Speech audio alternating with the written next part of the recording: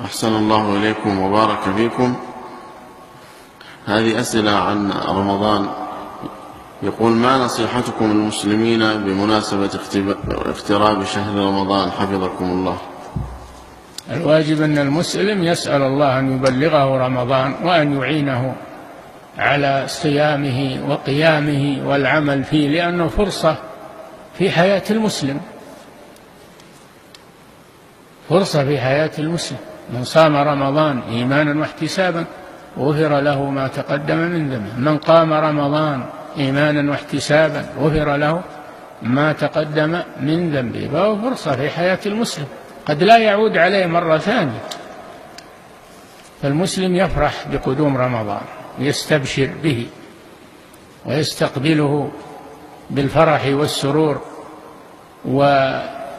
ويستغله في طاعة الله. ليله قيام ونهاره صيام وتلاوة للقرآن والذكر، فهو مغنم للمسلم.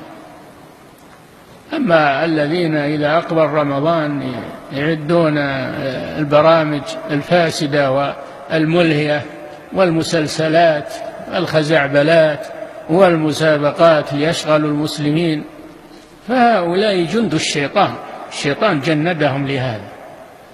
فعلى المسلم أن يحذر من هؤلاء ويحذر منهم.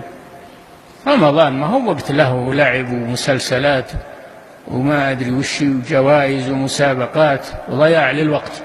نعم.